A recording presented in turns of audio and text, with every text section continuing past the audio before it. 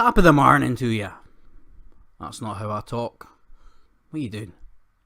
Good morning, afternoon, evening, whatever time of day, whatever place, whatever plane you may find yourself on. Hello. Anyway, cracking on, let's do this subject. So I dragged my ass out of bed today at about 5 AM and I fired the kettle on. BadGup enjoys his tea after all. And just so we're clear here, it was the proper kind. Cow juice, sugar, water boiled to the temperature of the sun, and the good tea bags.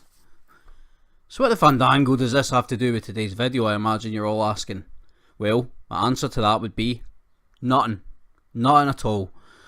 I just needed some way to get the ball rolling, and they always say write what you know. Apparently, I know tea and getting out of bed. Specialist skills, as I'm sure you'll agree. If you're looking for a reason, I can tell you I don't have one. But what I do have are a very particular set of skills. Skills I've acquired over a very long career.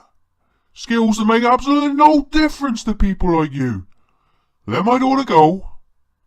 And that'll be the end of it, like. I sat for far too long with that taken quote.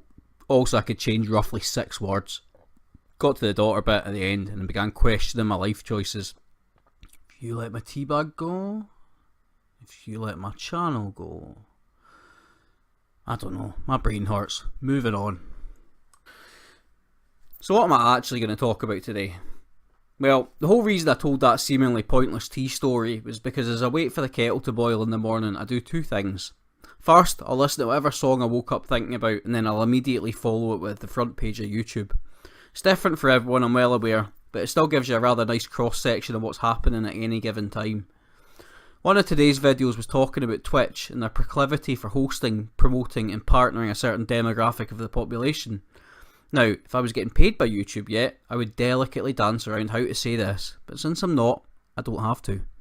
Twitch has garnered a bit of a reputation for being the holding pen for the booby streamers, and more specifically, and I hate using this word but I'm going to have to, thoughts. Now, assuming most of you are normal, well-balanced human beings, yes, I did just assume your species, I'm going to guess that you're now wondering what the funk a thought is. I'll save you the Google search and do one of those definition explanations that the third wave feminists lean so heavily on. A woman who has many casual sexual encounters or relationships.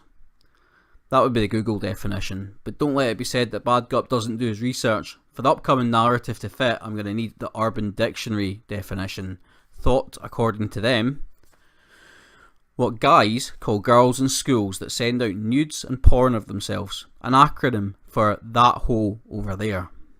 Based on that, as Philly D would say, let's just jump right into it. So I'm not a fan of Twitch in general. I'm not even what they would consider a recurrent user, instead choosing to dip in very occasionally when I've been directed there as a result of some of the drama. I've just never really seen the attraction of the site, be it watching a let's play or listening to the vapid thoughts of some half-dressed woman.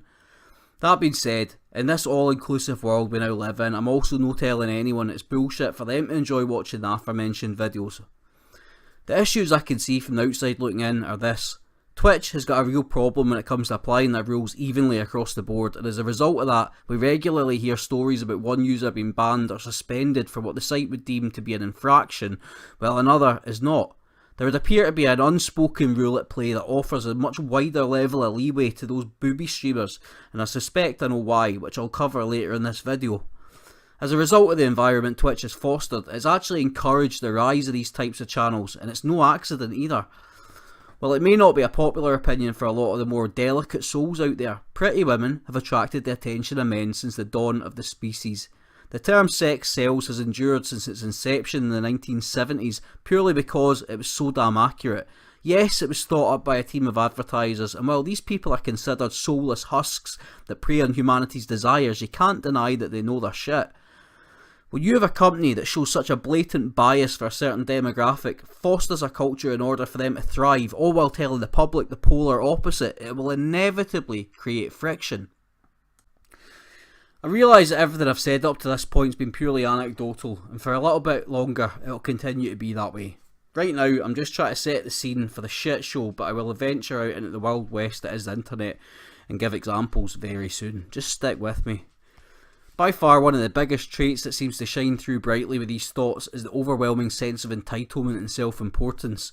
They believe the viewers that watch them owe them simply for existing, and I'm pretty, and by my allowing you to gaze upon my beauty, you should be thankful.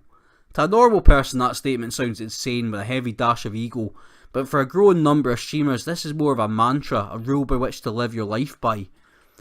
So how have I reached this conclusion? Well, let's play a little game and choose a handful of these streamers, watch these clips and ask yourself, what are they doing in order to entertain their audience? I would learn nothing.